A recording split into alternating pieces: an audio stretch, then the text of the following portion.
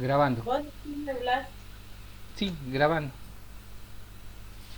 Bueno, yo lo que voy a presentar ahora son las cartas de la cautividad de San Pablo.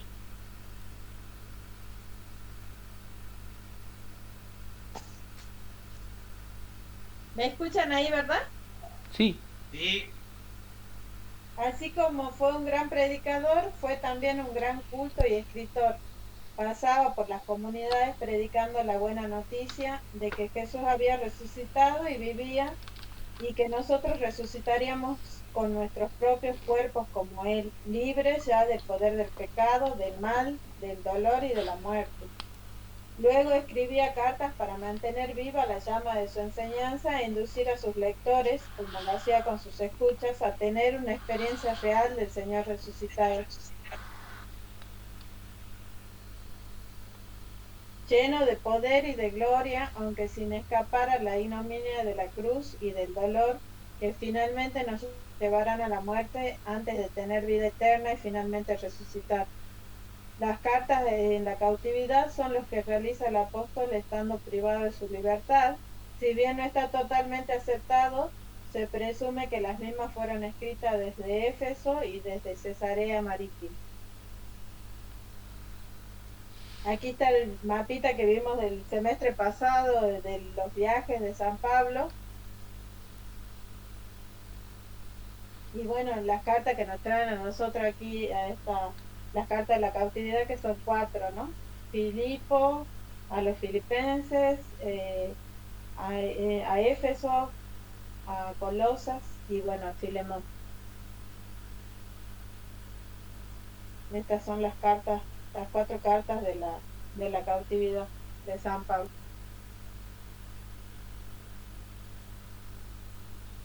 Antes de empezar, yo mantuve, o sea, respeté el orden de la Biblia. Yo me manejé con la Biblia del pueblo de Dios y en ese orden en el que están puestas las cartas, yo respeté, ¿no? Efesios, Filipenses, Colosas y al final Filemón. No tal cual el Padre nos dio en el programa o como están presentadas, como se cree cuál fue la primera, ¿no? Según y sucesivamente.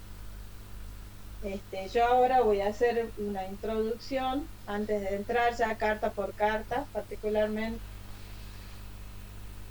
En el Corpus Paulino existen cuatro cartas que se integran en las llamadas de la cautividad, porque su autor Pablo está en la cárcel cuando las escribe. Estoy en prisión con una posible referencia, o sea, en Colosenses capítulo 4, ahí está todo, con una posible referencia al capítulo 2 también, versículo 1. Sufro grandes angustias por vosotros y por los de la Odisea y por cuantos no me han visto personalmente. La misma situación supone en Efesios 3, 1, 4, 1, 6, 20.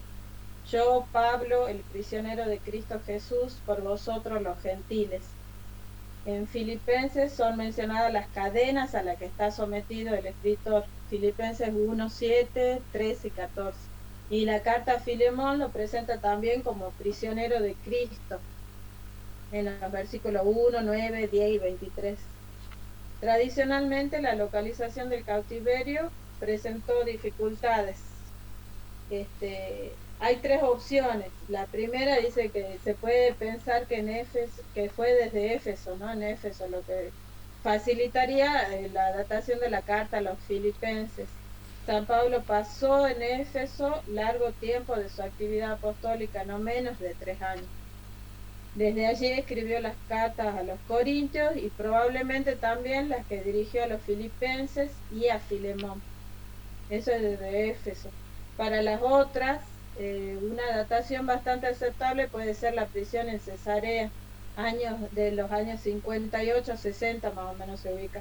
Las cartas a los colosenses y a los efesios, muy emparentadas entre sí, distorsiona geográficamente el viaje de Pablo y su prisión en Roma y cuestiona también la libertad de su actividad apostólica en el pretorio de Herodes. Esto está en Hechos 23-35.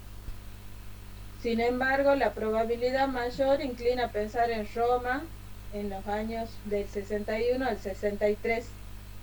San Pablo goza de una relativa libertad. para el ejercicio de su apostolado, y la distancia entre estas y las grandes cartas proporcionan el tiempo necesario para hablar con más fundamento de la evolución del pensamiento paulino. Esta última hipótesis es la más extendida. Finalmente hay que dar a Epafras el tiempo necesario para moverse entre Colosas y Roma. En cuanto a la carta de recomendación escrita por Pablo a Filemón, se piensa de nuevo en Éfeso. Es fácilmente imaginable una huida desde Colosa a Éfeso. ¿Se me escucha? Sí, ¿no? Se me cayó el celu. Perdón. Sí, sí se escucha. Eh, eh, Es fácilmente imaginable una ida desde Colosa a Éfeso, muy difícil, por el contrario, que un esclavo pensase en Roma o Cesarea para escapar de su amo, sobre todo si tenemos en cuenta el viaje de vuelta, ya que el apóstol reenvía a Onésimo a su antiguo amo. El principio unificador de estas cuatro cartas no es solo el de la situación en que se encuentra su autor. La importancia está en la coincidencia de su formulación y pensamiento, que suponen un progreso considerable del apóstol en la concepción teológica. En Colosenses y Efesios existen pensamientos comunes, como la presentación cósmica del hecho cristiano, que abarca el mundo y sus poderes, la reconciliación de todas las cosas por la muerte de Cristo y su triunfo sobre todos los poderes antidivinos. Cristo considerado como la paz entre Dios y los hombres, por quien han sido superados todos los muros de separación. Junto a las ideas comunes, debe destacarse igualmente la novedad de Pablo en el concepto de iglesia.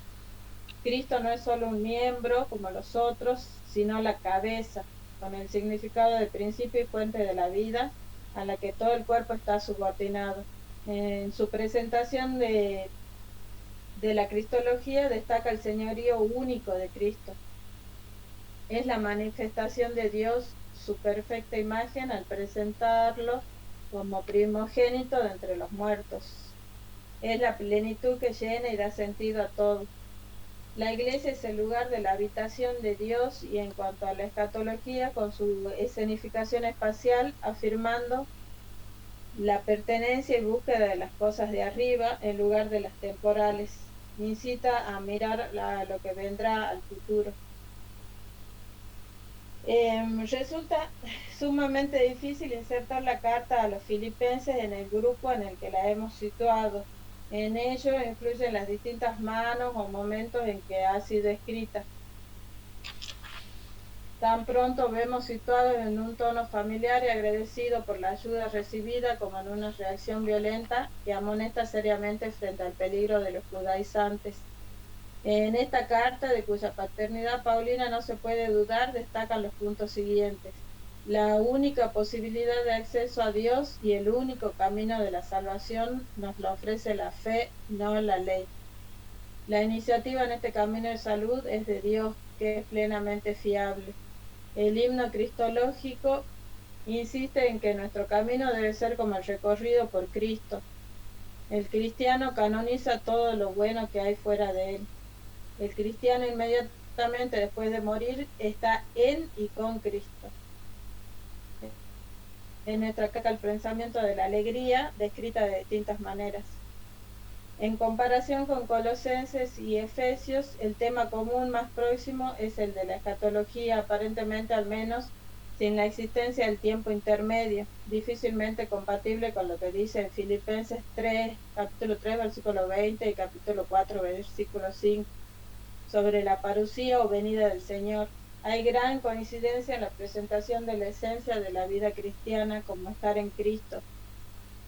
Se trata de un desarrollo del bautismo en cuanto que es una inserción en el misterio de Cristo en su muerte y resurrección. Para un conocimiento más profundo de toda la problemática que plantean cada una, voy a entrar en la peculiaridad de cada carta, ¿no? Como dije hace rato, primero la carta a los Efesios.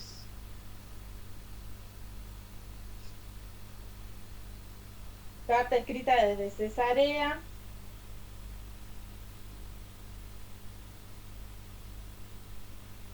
Más o menos en el año 58-60, muchos coinciden en realidad en los años 61 y 63. El motivo de la carta: en la comunidad había rivalidad entre los judíos, que querían imponer a los gentiles el cumplimiento de la ley mosaica.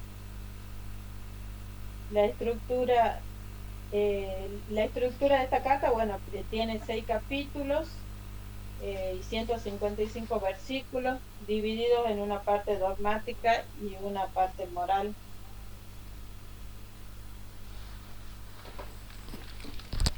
La estructura doctrinal de Efesios, esto está tomada de la Biblia católica, de la Biblia del pueblo de Dios, ¿no? El misterio de Cristo y de la Iglesia, el plan de salvación, la supremacía de Cristo, la gratuidad de la salvación en Cristo, la reconciliación entre los judíos y los paganos, el misterio de Cristo, el ministerio de Pablo, la súplica del apóstol y la doxología. Eso en cuanto a la estructura doctrinal.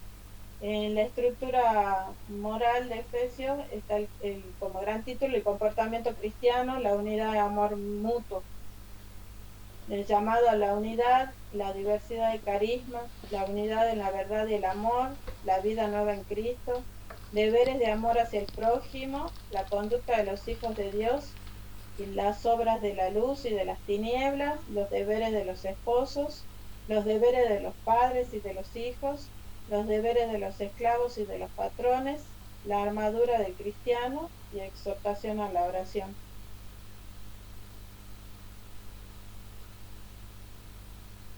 Bueno, Éfeso es una ciudad asentada en la costa occidental del Asia Menor. Era a la sazón la capital de la provincia romana de Asia. La prosperidad de su puerto, con un tránsito naviero internacional y una gran importancia por su número de habitantes, la convertían en una urbe activa y muy floreciente en tiempos de San Pablo. Su famoso templo en honor de la diosa Artemisa, Diana, considerado como la 7ª maravilla del mundo, la constituía el centro de peregrinación de toda Asia. La comunidad cristiana existente en Éfeso fue fundada por San Pablo. Esto se puede ver en Hechos, capítulo 18, versículo 19 y siguiente, y capítulo 19, versículo 1 y versículo 8 y siguiente. Predicó y llevó así su actividad apostólica durante varios años, no menos de 3. En ese periodo y en ese lugar redactó las cartas a los Corintios y probablemente también las que escribió a los Filipenses y a su amigo Filemón. La estructura y contenido. Tras el habitual saludo, en el capítulo 1, versículo 1 de Efesios, la carta se desarrolla en 2 partes. La dogmático-doctrinal es la primera parte, donde habla comienza con un himno de alabanza por el plan divino de la salvación. Las características más destacadas de este himno son, primera, presenta al Dios peculiar de los cristianos, afirmando que es el Padre de nuestro Señor Jesucristo, un Dios que bendice al hombre en Cristo. Bendiciones y gracias que Dios concede por su Hijo y de modo inseparable a Él, que es la cabeza del cuerpo. Son bendiciones espirituales que surgen como consecuencia de la presencia operante del Espíritu. Otra característica es el pensamiento de la elección. En el versículo 4 dice: hace referencia a la iglesia como al pueblo elegido. Es la atmósfera sagrada en la que vive el creyente. Quien vive en ese ambiente sagrado ha de esforzarse por acomodar su conducta y modo de vida en consonancia con esa sacralidad, ¿no? Otra característica, la tercera, sería el pensamiento de la predestinación. En el versículo 5, no es entendido de forma determinista que prive la libertad al individuo. La iglesia, como la única familia de Dios, el templo del Señor, los creyentes se adhieren a ella libremente y en ella se convierten en hijos adoptivos de Dios por medio de su Hijo. Hijos gracias al Hijo.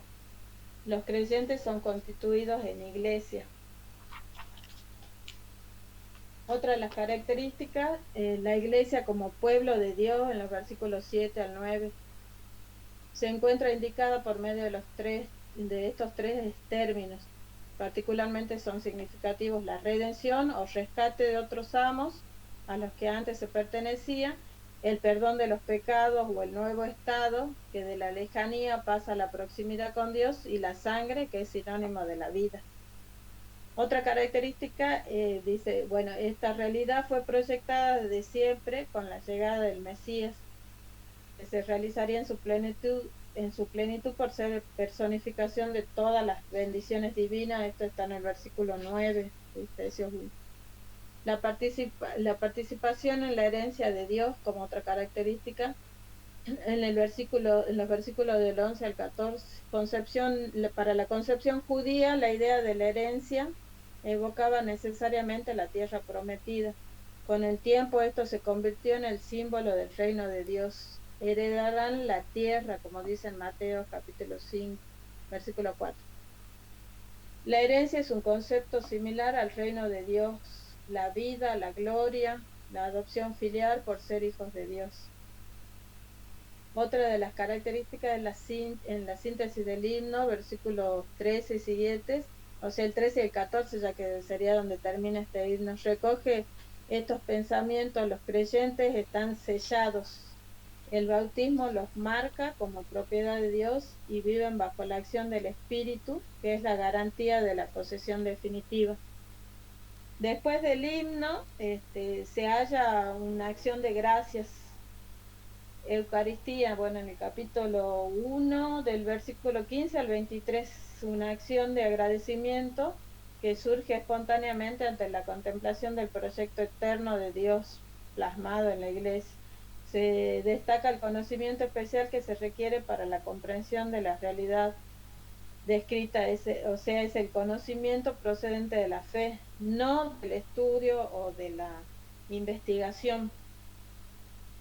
Este conocimiento se centra en la esperanza de su llamada, en el versículo 18. Esperanza que nace de la fe y conduce al terreno del que llama y que es fiel a su palabra, fiel y poderoso para cumplirla. Así lo demuestra la resurrección de Cristo, en los versículos 19 al 22. Esta omnipotencia de Dios impera y nada pueden los seres intermedios, en los que se creía en el entorno cultural de la carta. Jesucristo, con todo su poder, todas las cosas han sido puestas bajo sus pies.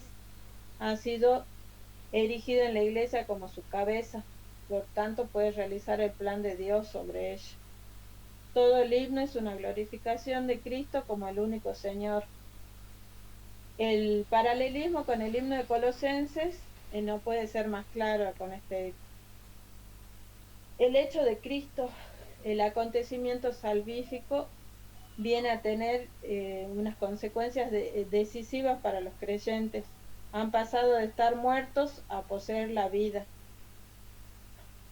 Esto en el capítulo 2, versículo 1 al 10. San Pablo recuerda el estado anterior a la gracia o fuera de ella. Es la realidad real y profunda del pecado original. Se refiere al estado del pecado en que vive el hombre, o como también se dice, del pecado estructural, ¿no? Por eso dice no heredado por causas biológicas. Antes de la gracia y fuera de ella, el hombre está envuelto por una atmósfera de pecado.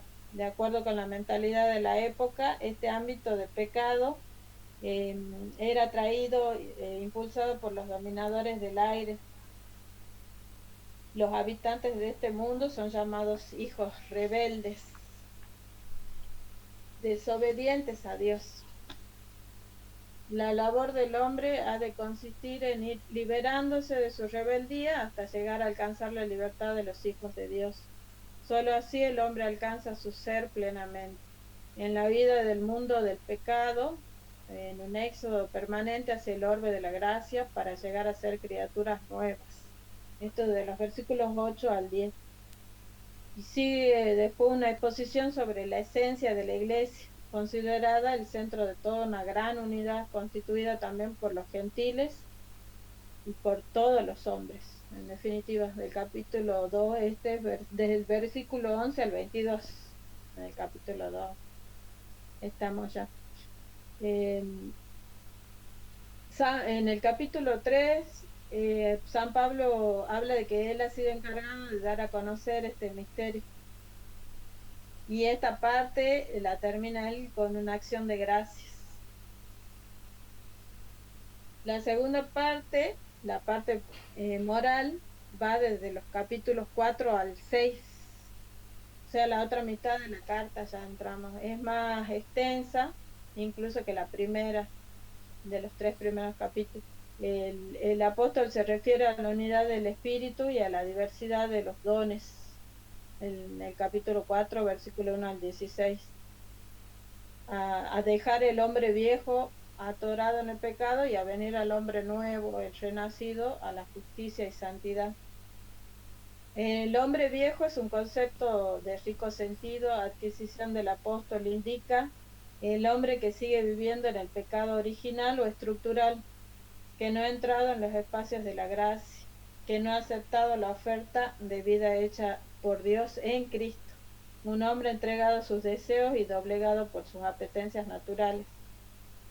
El hombre nuevo es el hombre espiritual, el que se ha abierto a la acción del Espíritu, el que ha seguido la voz de la llamada y ha experimentado un nuevo nacimiento, el que ha descubierto la atmósfera de la gracia y vive generosamente en ella.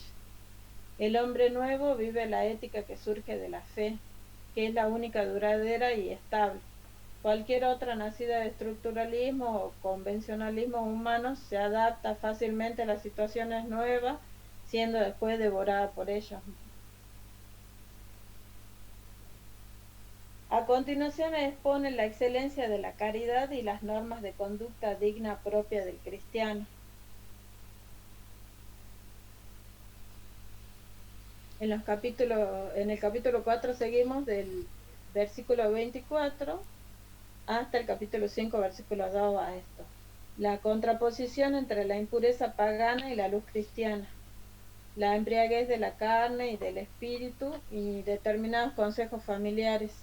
De entre los mandatos reguladores de la vida matrimonial siempre se ha destacado para acusar a San Pablo de antifeminista, el de la sumisión de la mujer al marido. Precisamente a este respecto hay que detenerse, digamos, a pensar, hay que tener en cuenta que Pablo no puede cambiar la estructura social en que vive, pero sí se reflexiona, se comprende que establece los principios para lograrlo. La igualdad de la mujer y del hombre. Esto está en Gálatas 3, capítulo 3, versículo 28. Después de la sumisión debe hacerse en el temor de Cristo, dice, es decir, imitación del Señor. Es imitación del Señor esta sumisión, que se hizo siervo de todos. La sumisión de las mujeres a su marido debe fundarse en el orden divino. Se trata de una sumisión análoga a la de la Iglesia con Cristo como esposo suyo. Y esto significa que cuando el marido se convierte de salvador en tirano, la mujer no tiene por qué seguirlo y andarle sometido. Más que antifeminista, Pablo es un feminista reprimido por las circunstancias históricos sociales en que le tocó vivir. La carta termina indicando al cristiano las armas necesarias para entablar el combate espiritual. Esto está en el capítulo 6, versículo del 10 al 22. En la carta se dan ánimos para la lucha con un doble fundamento. El cristiano dispone de la armadura de Dios, además entre él y Dios no hay otros dioses. Los principados, potestades, espíritus del mal, no son demonios invencibles ni seres intermedios superiores. Todos los poderes que se opongan al creyente son fuerzas creadas contra las que se puede luchar y que se pueden vencer. A nivel de principio, las exigencias morales se sustentan en las motivaciones de la pertenencia de los cristianos a la iglesia, es decir, su inserción en el cuerpo de Cristo. El cristiano tiende al cielo y ese destino determina su existencia. Las buenas obras exigidas fueron previamente preparadas por Dios. La imagen curiosa del mundo. El apóstol, dejando la imagen tradicional que nos ofrece la Biblia sobre el mundo como un edificio en 3 plantas, el cielo, la tierra y el abismo, en esta carta a los Efesios él solo habla de 2, conoce 2, la tierra y el cielo. Y bueno, estas dos plantas, digamos, en el edificio que él plantea sobre la tierra y el cielo, a las zonas de las que él habla, comprenden diversas zonas. En el espacio inferior estaría el diablo con sus satélites. Como los hombres intentan elevarse hasta el cielo, sufren los ataques e influencias de los poderes, de estos poderes no malignos. En el 2, o sea, en el cielo superior, viven Dios y Cristo, que es la cabeza de la iglesia. Y el tercero serían los cristianos, todos nosotros en cuanto a hombres que vivimos en Cristo, tratamos de escapar a la influencia de esos poderes aéreos para encontrarnos ya en el cielo. El cuerpo de Cristo se extiende desde la cabeza, que está ya en el cielo superior, hasta la tierra, y los cristianos integrados en dicho cuerpo se hallan sometidos todavía a los ataques de los poderes, pero viven con la certeza de su victoria. Esta presentación nueva del mundo dividido en estadios proviene de la influencia de la gnosis, dice esto en el capítulo 6, versículo 10 y siguiente. Ahora pasamos a los aspectos teológicos. La carta a los Efesios es un precioso documento teológico sobre la iglesia.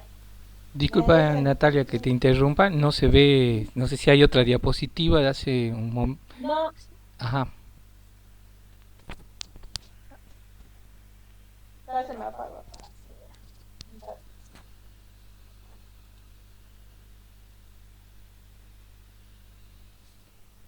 Los aspectos teológicos, bueno, a ver dónde estoy. O sea, no se refiere a las iglesias locales, sino a la iglesia universal, ¿no? Como iglesia, dentro de la palabra iglesia es lo que se refiere a las comunidades, no a las comunidades solamente, sino a la iglesia completa. Y las metáforas que él utiliza para hablar de la iglesia es el cuerpo de Cristo, la plenitud desbordante de Cristo, familia de Dios y edificio, cuyos fundamentos son los apóstoles y profetas, dice él, y cuya piedra angular es Cristo. Esto en el capítulo 2, versículo 20 al 22. El lugar de la habitación de Cristo y que Él llena con la plenitud de Dios. Las mismas imágenes destacan la unidad fundamental de los creyentes en su procedencia universal. Cristo es el autor de esta realidad única mediante su cruz. Superó las distancias y enemistades, realizó la reconciliación y estableció la paz. El apóstol se alegra y se manifiesta lleno de admiración y complacencia por haber sido llamado y elegido para anunciar el designio recóndito de Dios que se reveló en Cristo. Él ha sido el anunciador del Evangelio a los gentiles y ha defendido con ahínco su plena integración en el nuevo pueblo de Dios.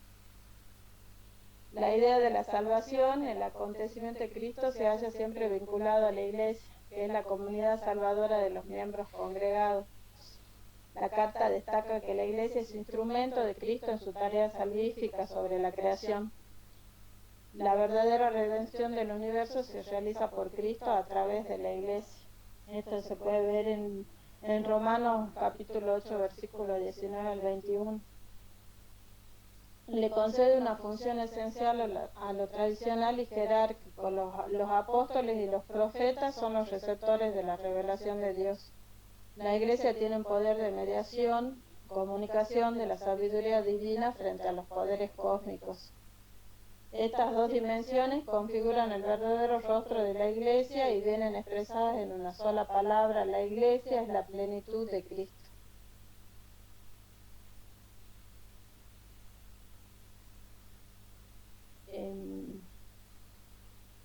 O sea, partiendo para entender el concepto bien de la eclesiología estructural de la carta, la Iglesia, lo tradicional, la realidad misteriosa del cuerpo de Cristo es trascendente y no puede fallar. Lo jerárquico o el ensamblaje de la construcción del edificio puede verse condicionado o disminuido en las distintas comunidades eclesiales. Sin duda, o sea, hay que saber armonizar las tensiones entre las distintas comunidades y la Iglesia. La Iglesia en cuanto tal nunca podrá perder la plenitud. Las comunidades en sí pueden verse desprovistas o quedar vacías. No existe duda alguna sobre la influencia agnóstica en la presentación del acontecimiento cristiano, la dimensión cósmica de Cristo en el capítulo 4, versículo 10, quien en cuanto hombre celeste comprende, o sea que abarca a los suyos, introduciéndolos en el cuerpo. Este es un enfoque sea particular en Efesios sobre la Iglesia, que procede, su concepción tiene, o sea, es un enfoque particular de Efesios sobre la Iglesia que procede de su concepción, de la concepción, ¿no?, que tiene de Jesucristo, que Jesús recapitula todas las cosas. O sea que Él es el centro de gravitación de la historia, no es solo la cabeza en un sentido simple, sino que Cristo todo lo dirige, todo le está sometido. Una vez que fue superada la fase de humillación, logra alcanzar la cumbre, ha logrado alcanzar la cumbre más alta de los cielos. En consecuencia, los aspectos históricos del acontecimiento salvífico se convierten en secundarios, así como la teología de la cruz y la escatología futurista son aspectos que aparecen incluidos y sublimados por esta presentación tanto de Cristo como de su cuerpo. En la visión de la antropología también representa un giro importante, porque dice que el hombre aún soporta el debate de este mundo y se ve enfrentado a la nociva influencia de los poderes. Al vivir ya en Cristo, su victoria está asegurada y conseguida.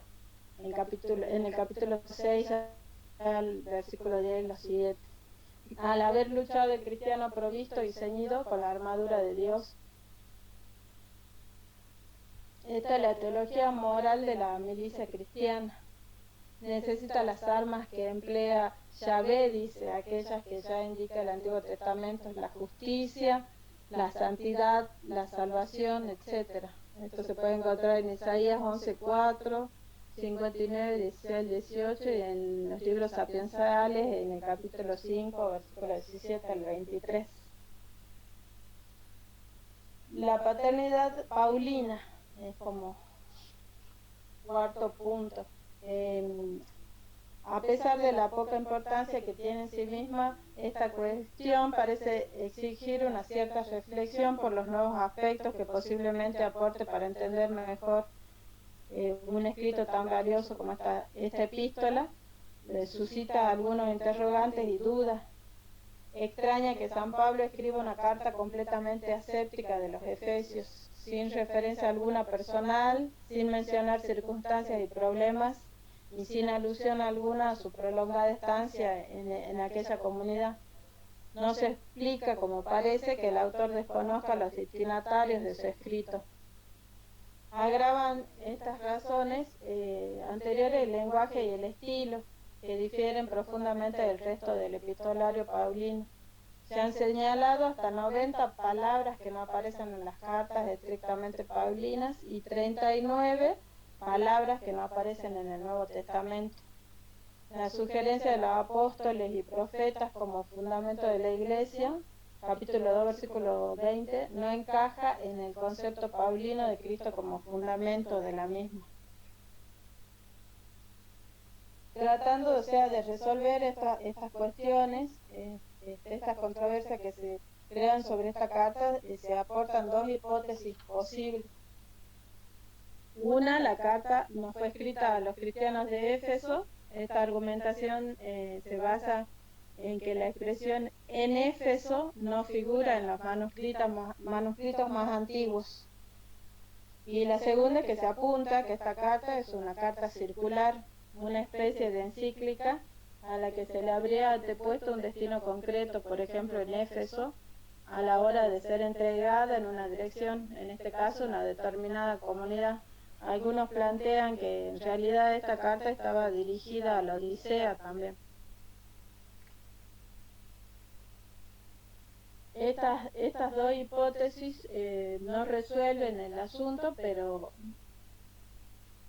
pues aunque es un tanto imprecisa, no se trata de una verdadera carta, de un verdadero tratado en forma de carta, no se ha encontrado, aunque no, o sea, no se encuentra ni un solo ejemplar de esta carta con unos destinatarios distintos. Y bueno, el hecho de que no aparezca el destino en algunos manuscritos que no expresen exactamente en Éfeso, se explica fácilmente, dice, porque serían ejemplares que están destinados a ser leídos en las asambleas litúrgicas, o incluso a nivel puramente privado, en cuyo caso, dice, dicha expresión carecería de sentido. Dice que se acostumbraba a que se circulen las cartas, ¿no?, en todas las comunidades, o las que están más cercanas por lo menos, de las que se fueron evangelizando. No solo por Pablo, no, sino por los otros apóstoles también. No solo el pueblo de los paganos, los gentiles, sino también de los judíos.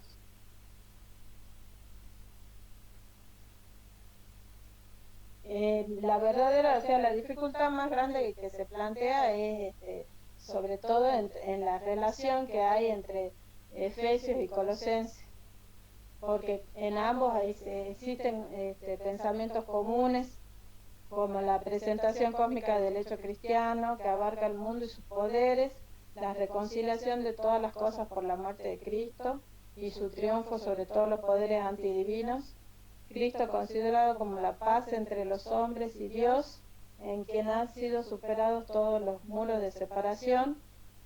La tesis paulina de la Iglesia como cuerpo de Cristo se desarrolla en ambas también con la idea de la cabeza, principio vital del cuerpo, a partir de la cual nacen y crecen los miembros del cuerpo.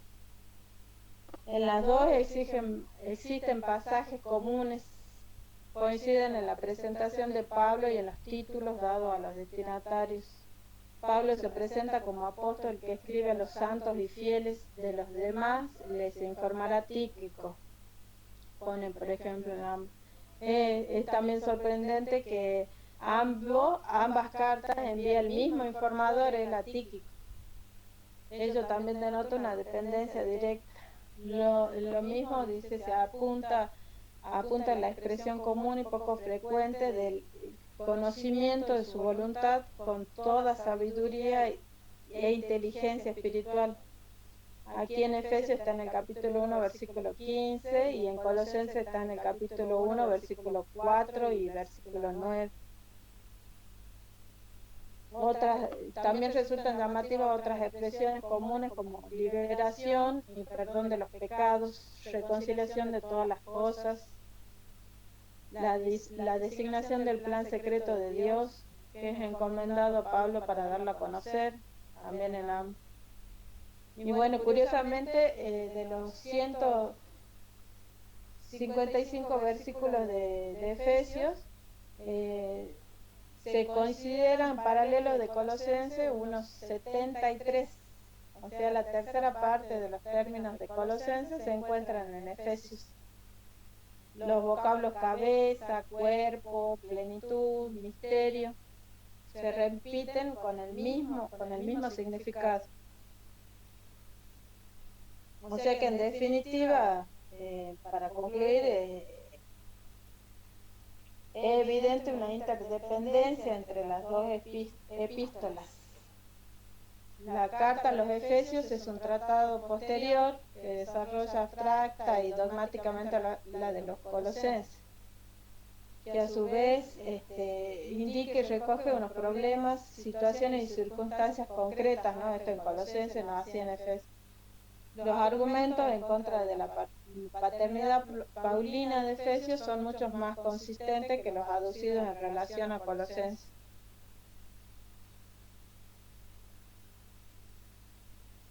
Por un lado, Efesios. Ahora yo voy a pasar, como está en el orden de la Biblia, a los Filipenses.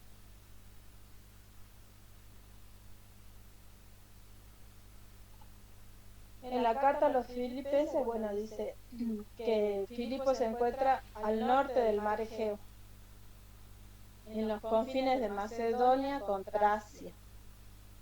Se le asignó el nombre por Filipo, padre de Alejandro Magno, quien la conquistó en el año 360 a.C.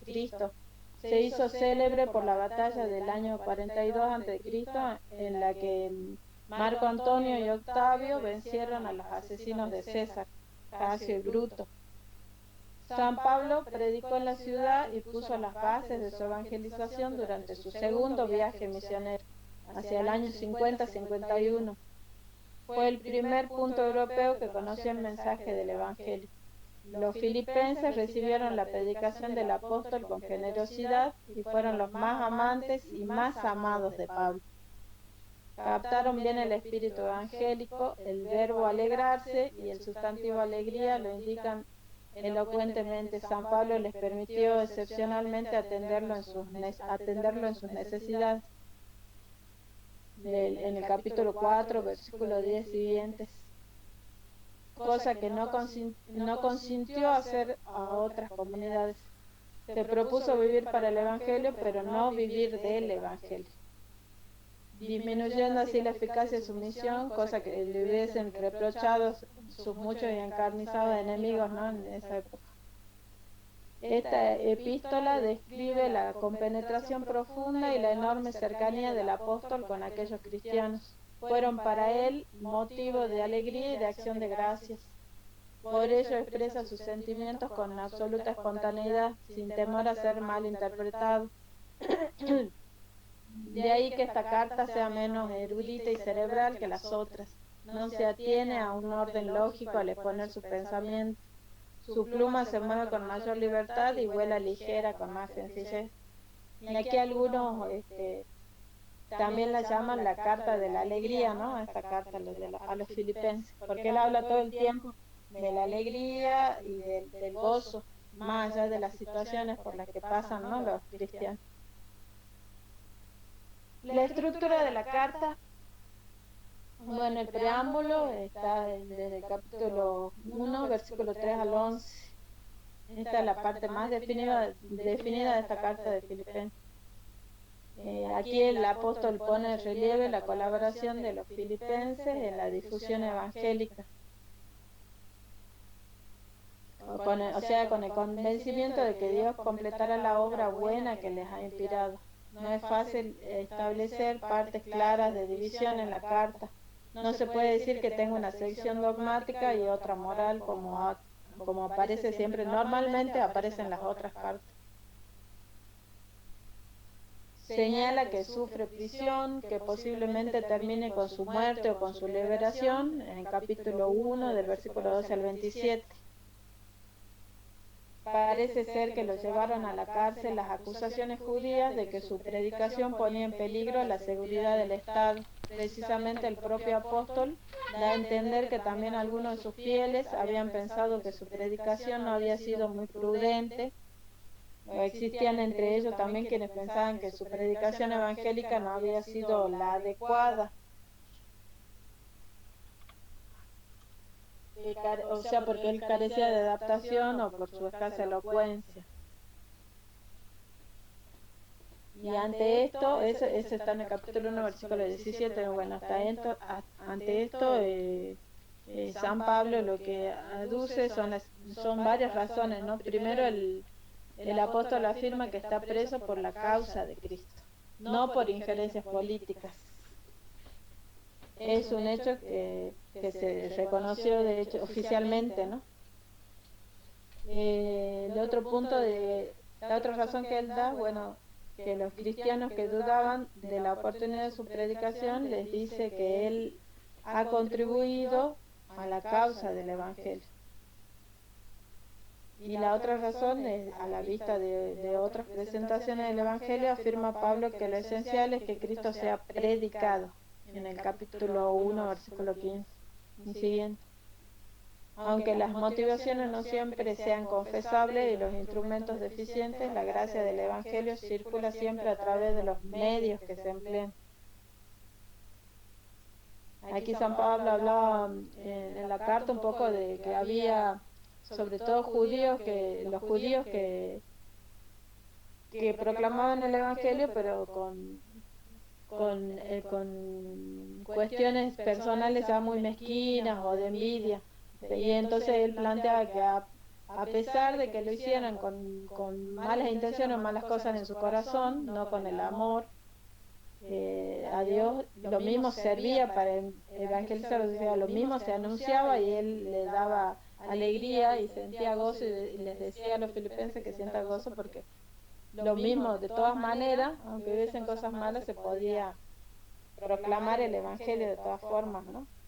Gracias a Dios que podía utilizar hasta esas personas. Después, en la continuación, invita a los cristianos a acomodar su vida a las exigencias del Evangelio. Desde el versículo 28, o sea, del capítulo 1, versículo 28, hasta el capítulo 2, versículo 5. Porque él les dice que el incentivo supremo lo tienen en el ejemplo de Cristo. La imitación de Cristo implica la conciencia plena del ser cristiano, que conlleva un plus, dice él, sobre el ser humano y la plena encarnación en medio de la realidad en que vive. Por esta razón, él inserta aquí el célebre himno cristológico que está en el capítulo 2, del 6 al 11. Este es el que coincide con Efesios. Y así con varias amonestaciones y notas alusivas a su situación personal, concluye esta sección en el capítulo 3, versículo 1. Después, de forma así inesperada y abrupta, deja el tono familiar y amistoso de su parte y comienza con una polémica así virulenta contra los judaizantes, esto a partir del capítulo 3, versículo 2, a los que él le llama perros. Es el término despectivo con el que los judíos designaban a los gentiles. Esto también se encuentra en Mateo capítulo 15, versículo 21. La actitud de los judaizantes los excluye del verdadero Israel. Por tanto, voluntariamente, por decisión propia, se convierten en perros. ¿Sí? En este contexto, él inserta su currículum. O sea, San Pablo empieza a hablar aquí en la carta de los títulos. Él destaca 3 títulos que tiene heredados. Que es circuncidado al 8º día, según prescribía la ley de Moisés. Esto está en Génesis 17:12. Que era del linaje de Israel y más en concreto de la tribu de Benjamín. Y según la leyenda judía, también era el único que había nacido en la Tierra Santa. Hebreo e hijo de hebreos, dice, es decir, perteneciente al pueblo elegido por nacimiento, no por agregación o adopción, al estilo de los prosélitos. Y a continuación él lo que añade son otros 3 adquiridos por su conducta, no por herencia. Su militancia en el fariseísmo, o sea, es decir, que pertenece al partido de la más estricta observancia de la ley, el perseguidor de la iglesia por cumplir celosamente la ley, y delincuente se llama el mismo, excluido del pueblo, al no observar el cumplimiento de la ley en la justicia, que ella procura irreprensible. Después que él refiere estos hechos, o sea, después de referir estos hechos, comienza a describir de una manera así particular otro modo de comprender su vida que se produjo tras su conversión a partir del encuentro con Cristo. Esto ya en el capítulo 3, versículo 7. No cuenta nada de lo anterior, o sea, de todo el camino que lo llevó ahí detalladamente. él lo que dice que ya no puede gloriarse en ellos ni de ellos, de todas estas características que él cumplía, ¿no? Según la ley. Lo único importante para él, dice, es lanzarse en pos de Cristo y seguir sus pasos. Y esto es lo que significa su conversión. O sea que no reside en un arrepentimiento del pasado. Pablo no se manifiesta nunca un arrepentido, sino un convertido. Es más bien, dice, un lanzamiento a lo nuevo, un entrar por el camino, por el, por el camino de la salvación, o sea, entrar restaurado, ¿no? El camino de la salvación que fue abierto por Dios en Cristo para el hombre. La renuncia a la ley y la aceptación del Evangelio. Finaliza, bueno, la carta él con sus recomendaciones para que se conviertan en imitadores suyos y permanezcan firmes en la fe, con la adición de notas personales sobre el comportamiento de los filipenses que le han ayudado por esta ayuda económica que ellos le dan y que él acepta solamente de los filipenses, y los saludos de rigor. En la unidad de la carta, bueno, el análisis del texto presenta un único problema serio que es la unidad de la carta, ¿no? Como dicen en el subtítulo, porque probablemente se trate de la fusión de tres cartas, es lo que plantean algunos, que Pablo escribió a los filipenses. Se piensa en una división de tres cartas. La carta A sería que San Pablo exponía su situación personal, las razones por las que les ha enviado a Timoteo y a Epafrodito, y las exhortaciones a la comunidad. La carta B sería que Pablo les daba las gracias por sus aportaciones económicas para el sostenimiento del apóstol y para la difusión del Evangelio. Y en la carta C haría él una amonestación muy seria en contra del peligro de los judaizantes. Esto planteado como que son tres cartas diferentes, en realidad por eso esos cortes tan abruptos. Esta distribución se fundamenta en las siguientes razones: el corte brusco y el paso del tono familiar de la carta al de la polémica más virulenta contra los judaizantes, capítulo 3, versículo 2. La segunda, el tema de los judaizantes, desentona en el conjunto de la carta. La tercera, en lo que hemos llamado la carta B, la gratitud de Pablo no parece tener sentido después de lo anterior. Estos sentimientos ya se los había expresado en el capítulo 4, versículo 4. Un cuarto argumento ajeno al texto, que él habla de Policarpo en la carta que escribió a los filipenses, les habla de que Pablo les había escrito cartas. Y el quinto punto aquí parece ser como la aludida a la carta de Policarpo, que es también fruto de una recopilación de cartas. Los argumentos son serios pero no definitivos. El más fuerte es el del cambio abrupto de tono al dirigirse a los judaizantes. No es tampoco incomprensible en una carta amistosa. Es normal que Pablo les advierta del peligro, y por tratarse de una comunidad tan querida para él, es también normal que utilice esa manera, ¿no?, en sus argumentos como que más fuertes para hablar. Y las cuestiones teológicas, sería el punto 3, el contenido teológico de la carta, o sea, cuya paternidad paulina es indudable. Se puede centrar en varios puntos: la fe y no la ley, que ofrece la única manera de acceder a Dios y el único camino de salvación.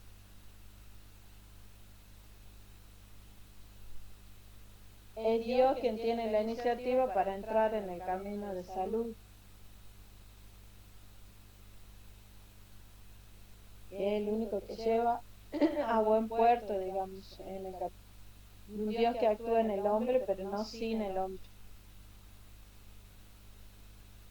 El himno cristológico está acentuado en la renuncia al poder y llevando, o sea, una conducta por el camino de la obediencia, ¿no? Él lo que quiere inculcar es la imitación de Cristo.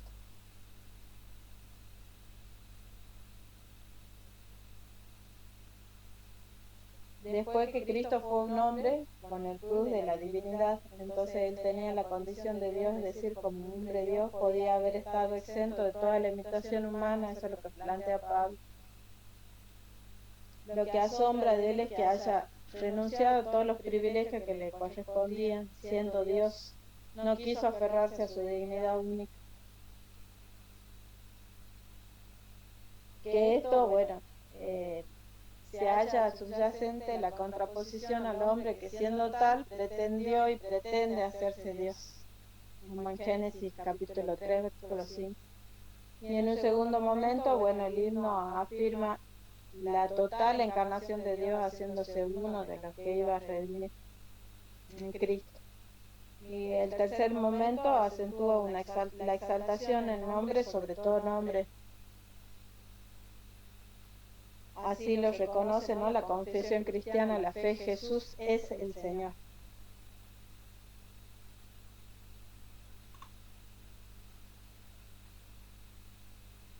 Bueno, que el cristianismo canoniza cuanto hay de bueno fuera de él en capítulo 4, versículo 8. Los valores son lo verdadero, lo noble, lo justo, lo limpio, lo amable, lo laudable, lo virtuoso y lo encomiable. Estos eran admitidos sin discusión, dice, como plenamente válidos por la filosofía estoica. El apóstol cristianiza tales valores, de los que nunca el Evangelio es una alternativa a los verdaderos, o sea, los verdaderos valores, y sean los que fueran y vengan de donde vengan, deben ser aceptados siempre y cuando no estén en contra del Evangelio y del contenido fundamental de la fe.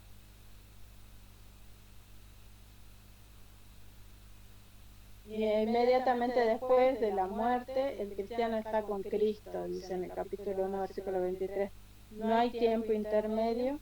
Tal interrogante no tiene una respuesta absoluta. Parece ser que ni el mismo Pablo tenía clara esta cuestión. En esta carta se puede constatar la esperanza de la parucía y en otras anteriores en la que la esperanza de la parucía se haya más acentuada está en Tesalonicenses y Corintios. No aparece especulación sobre el tiempo intermedio. Para el apóstol, los cristianos constituyen un politeuma, dice en el capítulo 3, versículo 20, con esta palabra se designa el enclave de un pueblo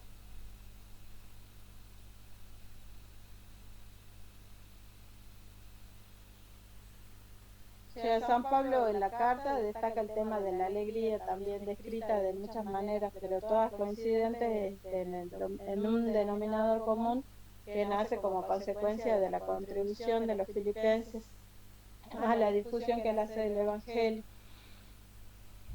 que procede de anunciar a Cristo y que es la alegría de la fe, surge del cumplimiento de los deberes impuestos por el Evangelio, del sacrificio incluso hasta la muerte por la fe, pero que es una alegría en el Señor, es fruto del quehacer apostólico. Los diversos aspectos acentuados por Pablo indican una alegría que no viene motivada por las circunstancias favorables de la vida. No tenemos que olvidarnos que él habla desde la cárcel, inclusive, en esta carta les habla, sino que esta alegría es obra del Espíritu Santo. Es la alegría de la vida cristiana o esta misma considerada como alegría. Es la alegría instaurada por la presencia del resucitado, la que aclara el misterio oscuro de la existencia humana y que solo ella lo puede hacer. Nadie se la puede arrebatar al creyente, por lo menos el que está infundido de fe, ¿no? Esta carta, lo último ya que hablo de Filipenses, es las circunstancias de la carta. Esta carta, junto con las dirigidas a los Colosenses, Efesios y Filemón, constituye el bloque de las cartas de la cautividad. San Pablo se halla prisionero cuando la escribe y según la opinión más frecuente en Roma, de modo que Filipenses habría sido escrita en Roma en torno al año 61, o algunos la ubican como que fue en el año 56.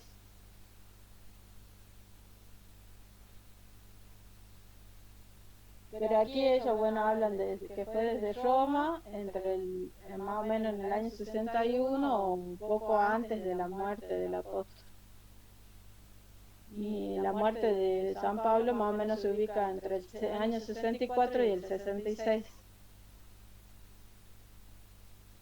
Y esto, o sea, esta opinión se basa en la mención del pretorio que hace él aquí en esta carta, en el saludo que él hace, que dice proveniente de la casa del César, en el capítulo 1, versículo 13.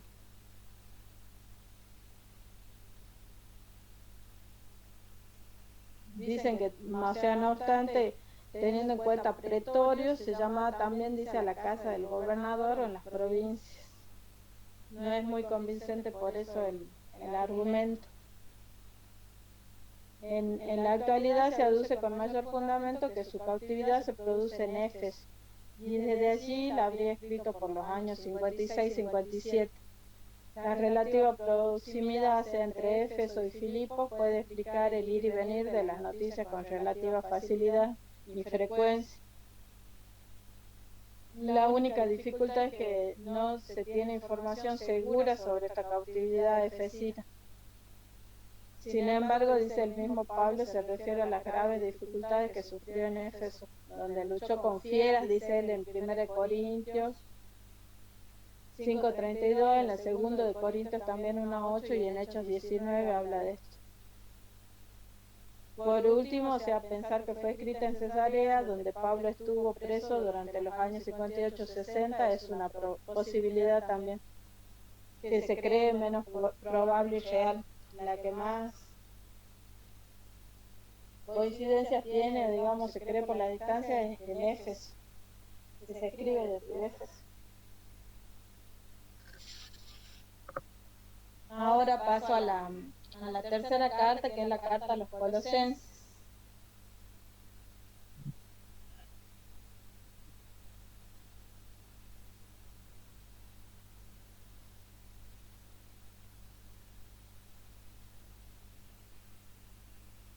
Toma un poco de agua, Natalia.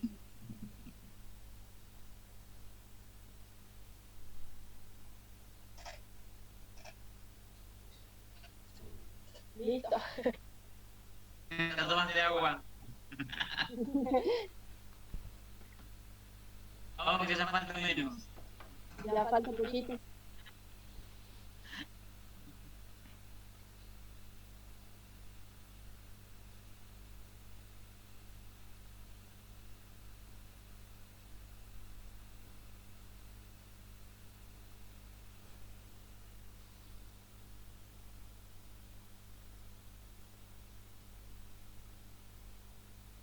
Bueno, en la carta a los Colosenses dice debe ser estudiada antes que la de los Efesios. Yo la tuve así en cuenta por cómo estaba la Biblia, ¿no? Pero eso es lo que se recomienda, que está antes que los Efesios. O sea, la carta de los Colosenses parece una ampliación, ¿no? Y comentario. En la carta de los Efesios parece, al revés estoy diciendo, la carta de los Efesios parece ser una ampliación y comentario que hace, ¿no? De la dirigida a los cristianos de Colosas. La ciudad de Colosas se halla situada al sur de la antigua Frigia, en el pintoresco valle del Litu, en las proximidades de Hierápolis y la Odisea. Los problemas allí existentes, dice, eran serios y fueron los verdaderamente determinantes de esta carta, que fue dirigida a una comunidad no fundada por Pablo. Esta comunidad fue fundada por ¿cómo se llama? Epafras. Epafras. Durante la estancia en Éfeso del apóstol, él podría haber visitado esta ciudad lo mismo que la cercana a la Odisea, que era donde creen muchos que fue dirigida la carta a los Efesios, ¿no? Según su propio testimonio, dice no fue así, o sea, el, el conocimiento que tiene de la vida cristiana de Colosas, de la fe, del amor y de la esperanza, le han llegado de oídas, dice él en el capítulo 1, del versículo 4 al 6. Personalmente, o sea, ellos no se habían visto. El anunciador del Evangelio en Colosas fue Epafras, un discípulo de Pablo, natural de la misma ciudad, o sea, de Colosas. Las desviaciones en la fe cristiana, él plantea aquí, ¿no? Un importante dato, o sea, previo a este, es la composición de la comunidad cristiana de Colosas, partiendo de las mismas afirmaciones o descripciones de la carta. Sus miembros procedían de la gentilidad, pero a su vez el tenor de la carta demuestra una fuerte influencia del judaísmo en ella. La interrelación y la consiguiente confrontación entre ambas mentalidades fue la causa de los grandes problemas existentes en esta comunidad.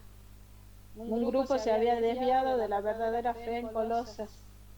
¿Quiénes eran estos? Bueno, es una cuestión que no se puede resolver, dice, mediante una definición tajante de las afirmaciones del capítulo 2, del versículo 16 al 23, dice. Uno se puede ver orientado hacia un grupo con las siguientes características, o sea, ellos admitían la existencia de una serie de seres intermedios entre Dios y el mundo, llamados elementos del mundo, principados, potestades y ángeles. Esta mentalidad es llamada en la carta por Pablo como filosofía. Según ellos, los elementos del mundo son los que hacen perceptible la plenitud de la divinidad. Y esta, al no poder ponerse en contacto directo con el mundo, se servía de ellos a modo de imágenes para salvar el abismo entre el hombre y Dios. Además, estos dichos elementos del mundo regían y determinaban la marcha de los acontecimientos del mundo en general y de la historia humana en particular. O sea, la gravedad de esta filosofía es la que hizo que San Pablo se opusiese tan radicalmente, ¿no? En la impugnancia en este contexto sociocultural, el que explica que la carta presente a Cristo como imagen del Dios invisible y que acentúe su papel único en la creación. En el capítulo 1, versículo 15 y siguiente habla de esto Pablo. Estos elementos intermedios, considerados como seres personales, son factores del Cristo cósmico y venían a comprometer seriamente si no lo negaban abiertamente. O sea, el señorío único de Cristo, ya que se exigía la adoración de estos seres. Aquí está hablando de los ángeles, ¿no? La exigencia lógica, o sea, desde su punto de vista, constituyen el punto de unión entre Dios y el hombre. En ellos se manifestaba la plenitud de la divinidad.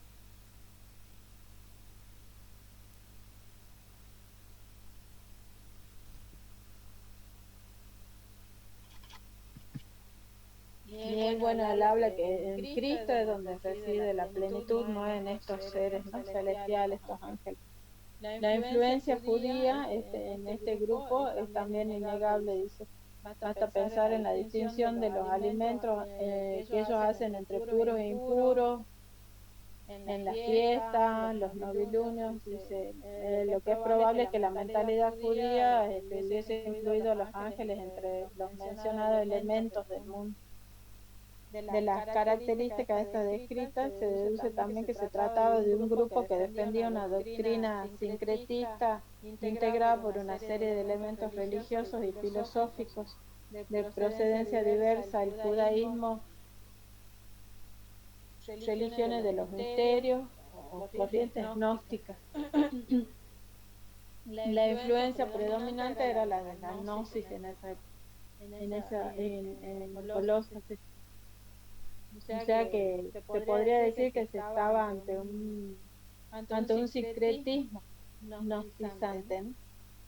En la estructura y el contenido de la carta se divide claramente en dos partes. la doctrinal o dogmática de en los capítulos 1 al 2, que sigue, dice, aún en el que se van, o sea, se van entrelazando frases con otras, por otras de forma casi interminable, ¿no? En contra de lo que ocurre en las cartas estrictamente paulinas. Se abre con una profesión de fe y un himno cristológico, en lo que se afirma la salvación se realiza mediante la integración de los cristianos en el reino del Hijo y mediante el perdón de los pecados. La supremacía y el señorío único de Cristo en el orden de la creación natural. Jesucristo es el primogénito de toda la creación, en Él fueron creadas todas las cosas, todo fue creado por Él y para Él. Él existe con anterioridad a todo y todo tiene en Él su consistencia. La supremacía y el señorío también en el orden de la redención. Él es la cabeza del cuerpo, de la iglesia, el primogénito de entre los muertos, la pacificación de todas las cosas. O sea, ideas que únicamente son comprensibles si se tiene en cuenta el error o la filosofía que circulaba, ¿no?, por Colosas en ese momento. Después él presenta la imagen, ¿no?, del apóstol, él como apóstol, que personifica los sufrimientos de Cristo, anunciando el Evangelio en el capítulo 1 desde el capítulo 1 al versículo 24 hasta el capítulo 2, versículo 5.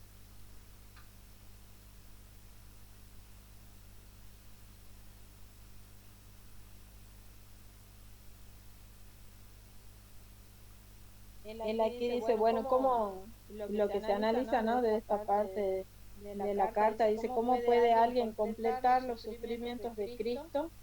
Según una primera hipótesis, se haría referencia a los sufrimientos de la iglesia, que es el cuerpo de Cristo. La iglesia debería seguir el camino doloroso de Jesús. En contra de esta solución, lo que hay que decir, bueno, que el apóstol habla de Cristo sin precisión alguna, o sea, se refiere al Cristo personal, no a un Cristo colectivo. Otra hipótesis apunta a las tribulaciones del Cristo histórico, y en contra de eso se puede señalar que Pablo nunca aplica la palabra sufrimientos a la pasión de Jesús. Con ella se refiere siempre a las tribulaciones de los creyentes o del mismo apóstol, ¿no?, lo que él mismo sufre. Habla de sufrimiento. La solución más probable interpreta este complemento como los sufrimientos del mismo Pablo, dada la unión e interrelación entre Cristo y el apóstol. Los sufrimientos de este son los de aquel. Se refiere, o sea, a los sufrimientos del apóstol por la causa de Cristo. Tendría aquí el mismo sentido, dice que en la primera carta de Pedro, el capítulo 5, versículo 1. Ser testigo de los sufrimientos de Cristo significa haber sufrido por la causa de Cristo. La esencia de la vida cristiana consiste en estar en Cristo y caminar según sus exigencias. Está en el capítulo 2, ya versículos 6 al 15, él habla de un desarrollo, que esto vendría a ser en el desarrollo del bautismo.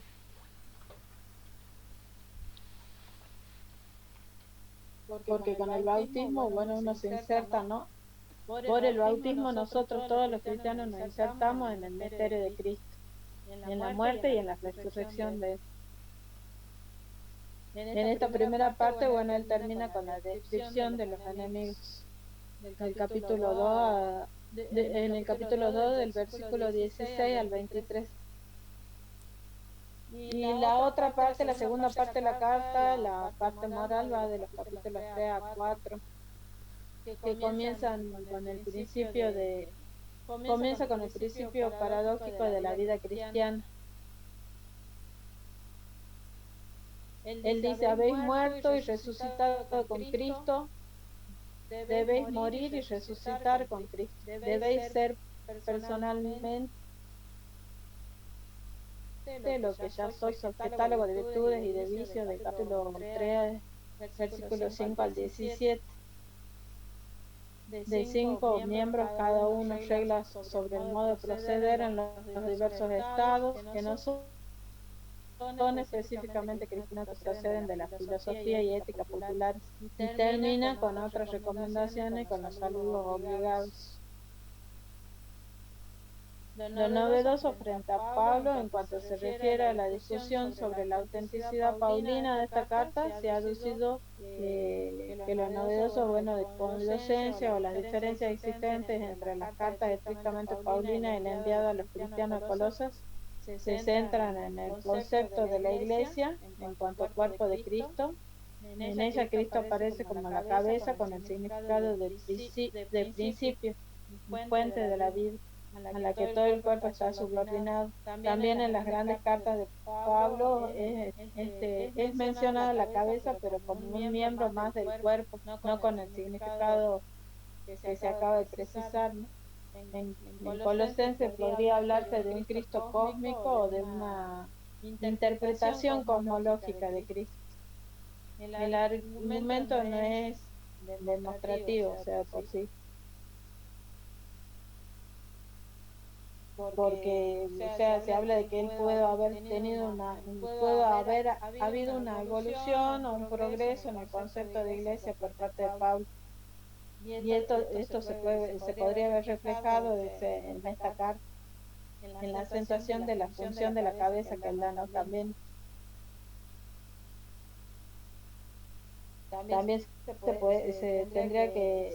habría que contar, dice, con la cosmovisión de los adversarios o herejes a los que Pablo combate. En cuanto a la escatología, tendríamos la novedad en una concepción espacial. La esperanza cristiana está arriba. Dice, buscar las cosas de arriba, en el cielo, mientras que en las otras cartas de Pablo se acentúa el aspecto temporal. La esperanza cristiana está más allá, más lejos, o sea, al final la contraposición, por tanto, no es entre presente y futuro, sino entre lo de abajo y lo de arriba, aquí en Colosenses. Tal vez por esta visión esta visión puede estar condicionada por las concepciones también de tipo gnóstico de los desviados de la fe cristiana.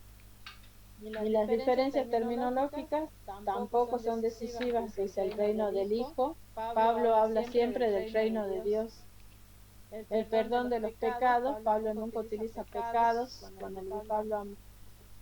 nunca utiliza el pecado, sea en plural, dice, la presentación de Jesús como imagen de Dios es única. En cuanto al estilo de la carta, lo que se echa de menos, dice, la viveza esta que caracteriza el estilo de Pablo. Aquí es ampuloso, sobrecargado, plagado de frases largas que surgen de sus oraciones, de la concatenación de las oraciones y construcciones, sea con otros participios, en infinitivo. El vocabulario no es paulino, dice, se cuentan hasta 34 palabras que únicamente aparecen en este escrito. Por otra parte, dice, faltan también en Colosenses términos característicos del epistolario paulino, la justicia de la fe, la importancia de creer, la koinonía. O sea, esta y otras, esto se puede explicar por una influencia del ambiente que se desconocen, o sea, las peculiaridades exactas se desconocen, o bien porque Pablo también utiliza expresiones ya consagradas, las anotaciones o observaciones que se hace a cada una de las novedades de Colosenses no tienen la intención de defender ni de negar la autenticidad paulina, sino de buscar el equilibrio y evitar las precipitaciones al decidir. Los indicios, dice, parecen inclinar hacia la consideración de una carta de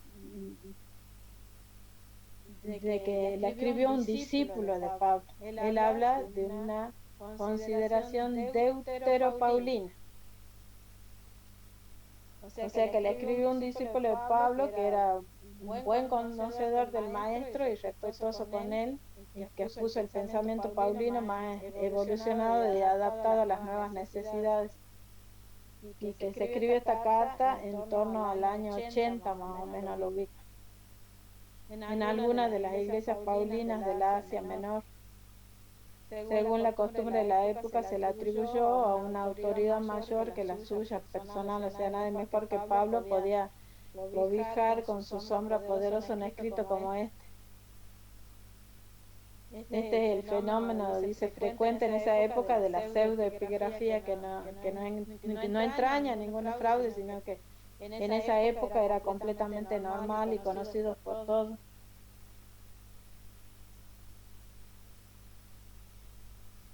Lo inadmisible por Pablo, como punto 5, ¿no? El quinto punto. Hay dos puntos esenciales considerados en esta carta como irrenunciables, que Pablo los considera irrenunciables, ¿no?, para la fe cristiana. El primero, el señorío único de Cristo. Este pensamiento se pone en relieve en la carta porque los adversarios consideraban a Cristo como un ministro parcial en la obra de la salvación, como uno de tantos ejecutivos en el plan divino de la salvación. Frente a ellos, Pablo afirma en la carta que Cristo es el Salvador. La creación y la historia constituyen el marco más adecuado para desarrollar este pensamiento central. En el himno cristológico, que va del capítulo 1, versículo 15 al 20, da por supuesta la predicación habitual de Pablo y la resume diciendo: Cristo es el comienzo, el primogénito de entre los muertos. Este comienzo significa la presencia del tiempo nuevo, de la nueva era, que alcanzará, de su plenitud decisiva en la hora escatológica. Esta novedad es la realización del proyecto creacional. Jesucristo es la imagen del Dios invisible,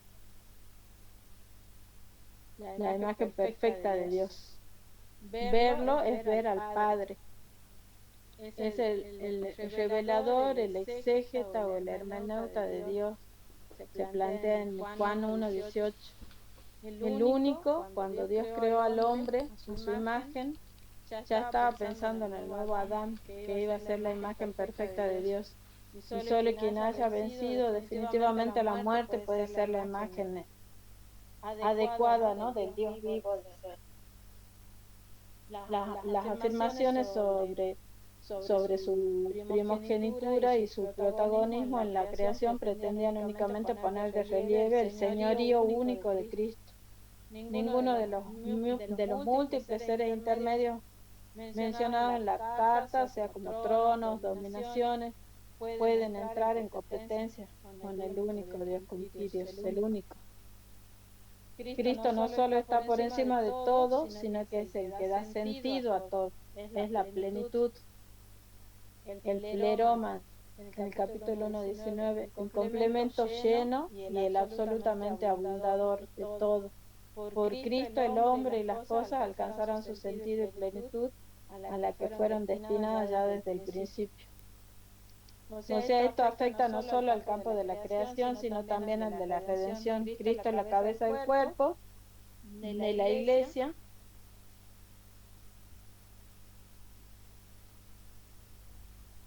Y aquí, la cabeza significa el principio o fuente de donde deriva la vida a los creyentes, que los constituye como miembros, ¿no?, de su cuerpo. En él reside la plenitud, en el capítulo 1:19 dice, de la divinidad corporalmente, no en las potencias angélicas o espíritus intermedios como pensaban los herejes de Colosas. Cristo es el verdadero templo de Dios, el lugar donde Él habita y donde Él se ha hecho visible. Él es el reconciliador. Desde su verticalidad el himno desciende a la horizontalidad. En el capítulo 1 del versículo 21 al 23 dice: con su obra, Cristo ha superado las diferencias o etiquetas humanas, han creado una unidad entre ellos, ha superado las divisiones y sumisiones de unos a otros y ha colocado esta unidad en la recta relación con Dios, en la que todos son hijos de Dios con un único amo que es Dios. Cristo es la esperanza de la gloria. En 1:27, el señorío único de Cristo y su presencia en medio de los creyentes genera la esperanza de la gloria. y esto es una posibilidad concedida a todos sin excepción, no reservado únicamente a unos iniciados que lo deben guardar para sí, como en las religiones de los misterios. O sea, esta es la gran novedad, la universalidad de destino de la salvación. Este es el misterio escondido del que habla, que ahora ha sido revelado gracias al Evangelio anunciado por Pablo. Y esto, bueno, nos lleva al segundo punto irrenunciable para la fe cristiana, que es la salvación que la salvación de Cristo es completa en sí misma, ya que Cristo es la cabeza con vitalidad suficiente para vivificar la iglesia, su cuerpo. El autor lo desarrolla así: el punto de partida es la acción de Dios que nos rescató del poder de las tinieblas y nos trasladó al reino de su Hijo querido, en quien tenemos la liberación y el perdón de los pecados. La esperanza cristiana aparece como impulsora de la fe y del amor. Se afirma que la fe y el amor de los colosenses no está en el aire, sino que se apoya en una esperanza firme. La esperanza cristiana se halla profundamente enraizada en el hecho cristiano, en un acontecimiento histórico controlable, al menos hasta un cierto punto, ¿no? Esto constituye la mejor respuesta a la acusación de que Colosenses presenta un cristianismo desencarnado o empeñado únicamente en buscar las cosas de arriba. En capítulo 3, versículo 1. El fundamento de la vida moral del cristiano lo constituye la unión con Cristo, resucitado, como la participación personal en el misterio pascual. El bautismo es lo que nos hace participar de él. Y a la acusación de un cristianismo desencarnado, Colosenses responde que el lugar donde se vive, donde se desarrolla la fe, es el mundo.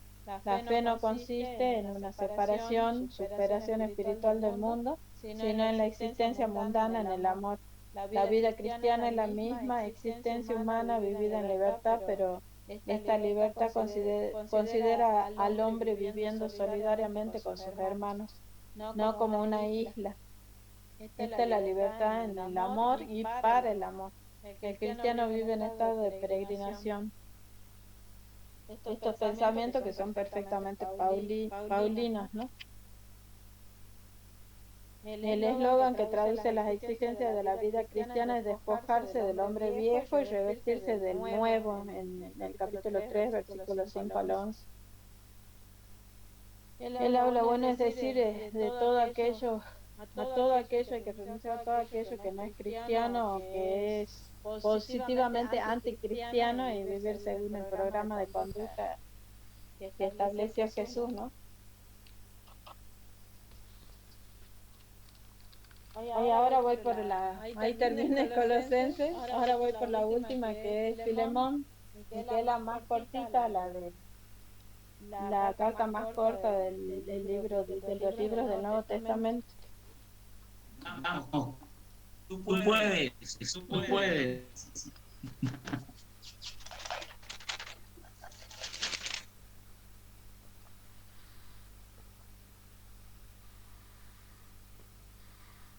A esta carta Filemón se la podría, sin faltar el respeto, como se la podría llamar una carta de recomendación. O sea, de todos modos, aunque lo sea, dice, esto no dice nada de la cuestión que está planteada de los hombres grandes, ¿no? Como son Pablo, ¿no? Y tantos otros, por escribir este tipo de cartas, ¿no?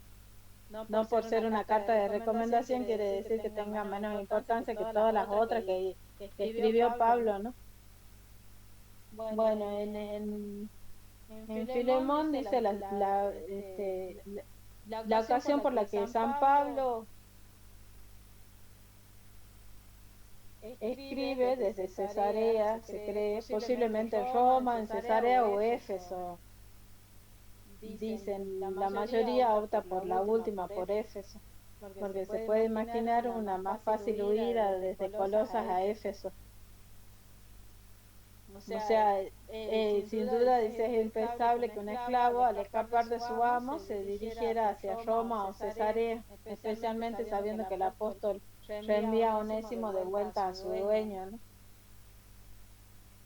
San Pablo aquí escribe a Filemón, un hombre que era de buena posición social, que lo había conocido en Éfeso a San Pablo, y por él se había convertido a la nueva fe.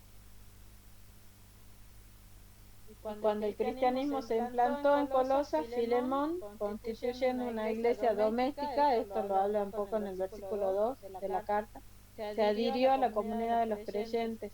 La hermana Apia, nombre frigio, parece ser la esposa de Filemón, y Arquipo puede que fuera hijo del matrimonio, por el título que le da San Pablo ahí, compañero de lucha. Se llega a deducir más o menos que al marchar Epafras de Colosas, el que había quedado al frente de la comunidad como su dirigente inmediato había sido Filemón, ¿no? Y bueno, Filemón tenía un esclavo que había huido. No se sabe bien debido a qué razones. Del texto de la carta no se puede extraer así nada en concreto.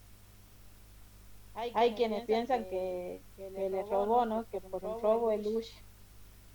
Pero lo cierto es que la situación de la esclavitud provocaba también frecuentemente la fuga de los esclavos,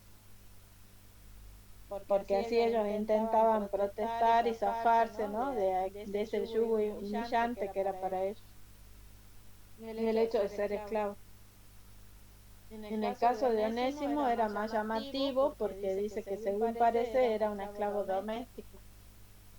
Aquí, aunque no se crea, hay un pensamiento teológico en esta carta.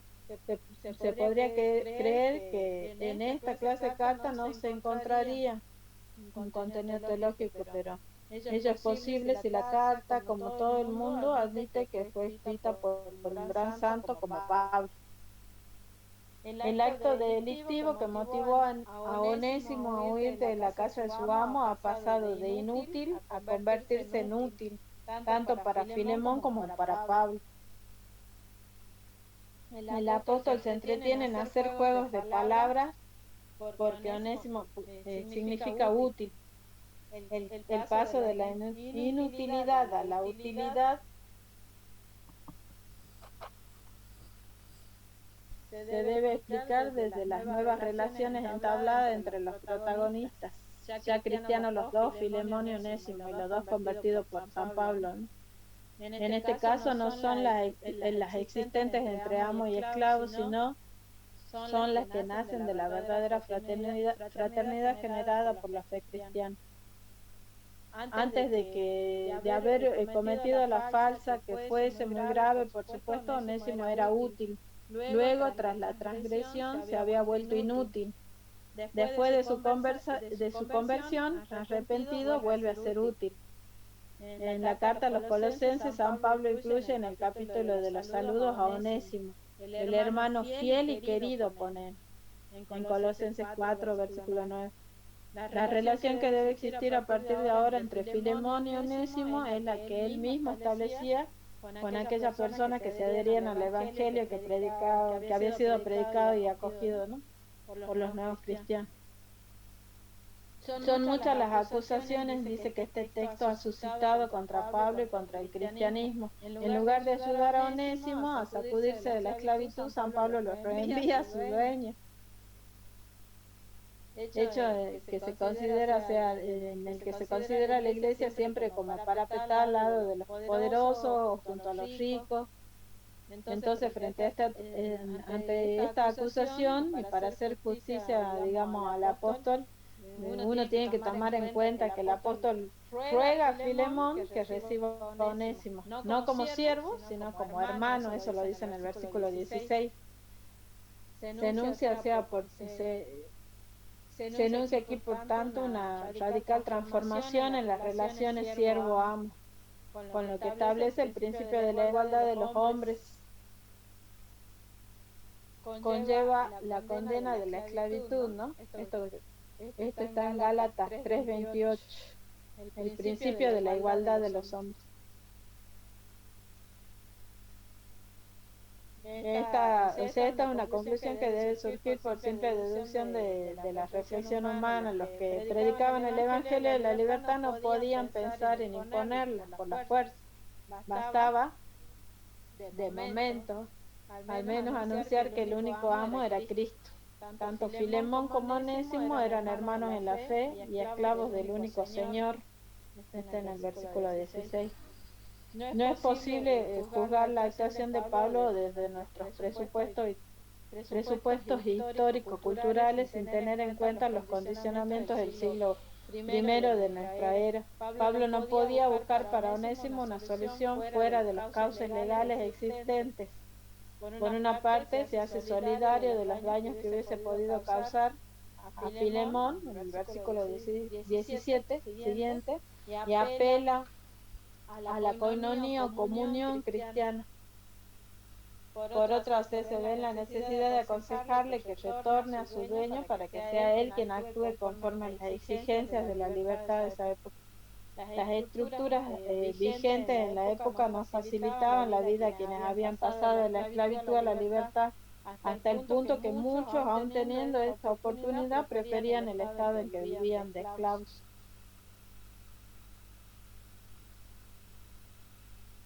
Aquí es necesario preguntarse por las circunstancias del encuentro de Pablo con Onésimo. El esclavo huido tenía dos opciones: hacerse a la mar o huir a una gran ciudad, donde se ganaría la vida seguramente mendigando o robando y buscar una especie de derecho de asilo en determinados santuarios. En esta segunda posibilidad era una cierta mitigación religiosa de la esclavitud. Estos aislados se encontraban en el célebre santuario de la diosa Artemisa de Éfeso, en el templo Tesio de Atenas.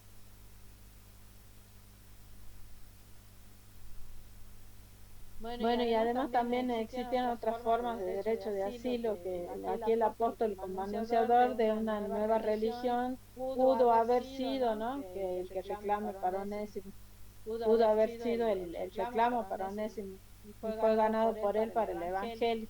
Onésimo se había convertido automáticamente en un asilado de Pablo, y al apóstol le venía muy bien dada la situación en que se encontraba, como él mismo reconoce, ¿no?, en el versículo 3. No es posible, dice, la transformación inmediata.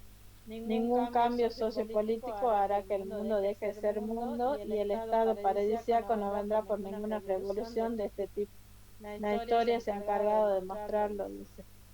En efecto, de estos cambios son necesarios y nadie lo ha proclamado con mayor claridad y vigor que el cristianismo. La confirmación está en la doctrina de Jesucristo. Se comprende fácilmente leyendo y considerando todo el Nuevo Testamento, y en especial el pensamiento paulino en su conjunto, no solo en unas cartas de recomendación. No podemos hablar de revolución, más bien se trata de revelación. La revolución cristiana se hace desde la revelación, que se convierte en fermento transformador de la mentalidad y de las estructuras. Las armas de la revolución cristiana son las formas de la luz, son la energía de la verdad, de la justicia, del amor, del evangelio en definitiva. Estas son las únicas espadas, los instrumentos transformantes con poder absoluto para cambiar la miseria de este mundo por el incendio del amor. Las otras, las empleadas en la guerra y las que proveen la imposición de uno sobre otro, únicamente tienen el poder pavoroso de la desolación y el constante ardor de la destrucción de una humanidad que clama por la justicia. Y con esto ya termino la última carta de las cartas del cautiverio de Filemón, así como una síntesis. Primero pongo, la situación de Filemón: es un cristiano pudiente Colosas, ganado para el Evangelio por Pablo, y a quien hace algún tiempo se le ha fugado un esclavo llamado Onésimo. Este esclavo se encuentra ahora con Pablo, que desearía mantenerlo junto a sí. Sabe que le asisten razones para hacerlo, pero no quiere forzar la situación, y con una gran delicadeza deja la decisión en manos del propio Filemón. Le devuelve al esclavo al que hace portador de esta preciosa carta. El esquema de la división: no hay esquema, porque es muy breve, ¿no? Pablo da las gracias, intercede por Onésimo y se despide en esta carta. El contenido teológico espiritual, el tema es la esclavitud. que era aceptada en aquella sociedad greco-romana, pero que estaba en abierta contradicción con el mensaje de Cristo. O sea, Pablo no encara directamente el problema, se limita él a exponer con una maestría insuperable los principios cristianos de los que Filemón deberá sacar las consecuencias. La idea principal es esta: todos somos iguales ante Dios. Y el estilo es muy sencillo y cordial, es la carta más breve del Nuevo Testamento.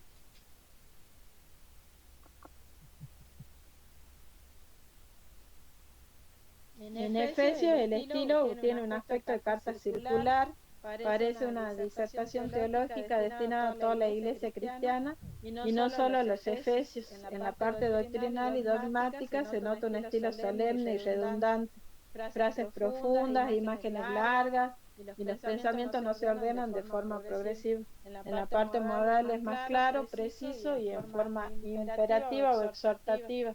En Filipenses el escrito es una carta personal, atenta, cordial y tierna. No hay que buscar doctrina sistemática. Usa la exhortación, la alusión al pasado y al presente.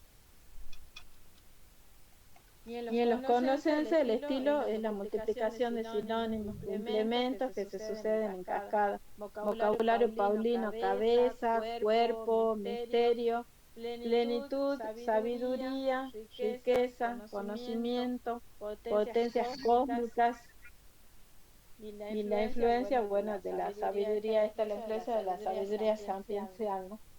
Y con esto ya termino las cartas del cautiverio, Padre.